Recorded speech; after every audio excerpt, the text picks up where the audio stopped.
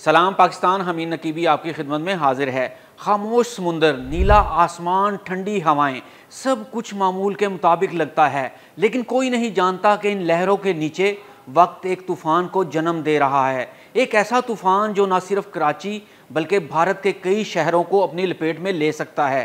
क्या ये महज मौसम की तब्दीली है या कुछ बड़ा होने जा रहा है? आज की वीडियो में हम बात करेंगे इस मुमकिन समुद्री तूफ़ान की जो बहर अरब में सर उठा रहा है। ये तूफ़ान क्या है, कैसे बनता है, किस हद तक इसकी शिद्दत हो सकती है, बहरा अरब में बनने वाला कम दबाव किस तरह एक ख़तरनाक साइक्लोन में तब्दील हो सकता है। अगर ये तूफ़ान कराची या भारत के साहिली इलाकों की तरफ बढ़ता है तो क्या असरात मुरतब हो सकते हैं, हमें कब और कैसे एहतियात करनी चाहिए ताकि नुकसान से बचा जा सके। दोस्तों, कुदरती आफात हमेशा अचानक नहीं आती, बाज़ औक़ात वो आहिस्ता आहिस्ता छुप कर बढ़ती हैं।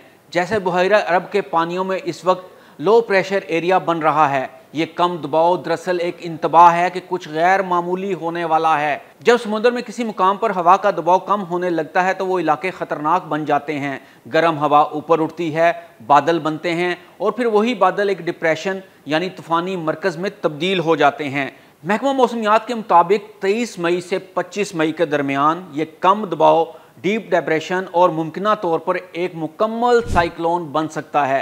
अगर ये तूफ़ान बनता है तो इसे शक्ति का नाम दिया जाएगा। ये तूफ़ान भारत के साहिल, कर्नाटक, गोवा, महाराष्ट्र और गुजरात की तरफ बढ़ सकता है, मगर कराची समेत सिंध के साहिली इलाके भी ख़तरे से बाहर नहीं हैं। कराची जो पहले ही मौसमियाती तब्दीलियों का शिकार है, अब एक और आजमाइश के करीब खड़ा है। महकमा मौसमियात ने खबरदार किया है कि 24 मई से 1 जून तक कराची शदीद गर्मी की लपेट में होगा।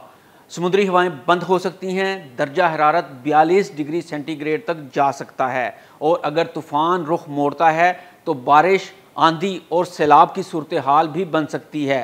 तो क्या आप तैयार हैं? भारत के कई साहिली शहरों में अलर्ट जारी हो चुके हैं। मुंबई और थाने में 23 से 25 मई के दौरान शदीद बारिश, आंधी और तूफ़ानी का भी खदशा है। किसानों, माहीगीरों और साहिली इलाकों में रहने वालों को फौरी एहतियाती तदाबीर की हदायत दी जा चुकी है। अगर तूफ़ान आता है तो सबसे पहले मुतासर होंगे समुद्री रास्ते और माहीगीर, फिर बंदरगाहें, बिजली के निज़ाम और शहरी ट्रांसपोर्ट शदीद मुतासर हो सकती है। कई मकामात पर इंटरनेट, मवासलाती निज़ाम और पानी की फरहमी तक मुतासर हो सकती है। एक साइक्लोन सिर्फ हवाओं का तूफ़ान नहीं होता, ये ज़िंदगी को झंझोड़ देता है।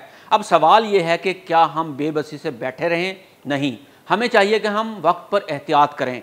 महकमा मौसमियात की ताज़ा तरीन अपडेट्स पर नज़र रखें, माहीगीर समुंदर की तरफ जाने से गुरेज करें, शहरी गैर ज़रूरी सफ़र से बचें और सबसे अहम, घबराहट ना फैलाएं बल्कि तैयारी करें।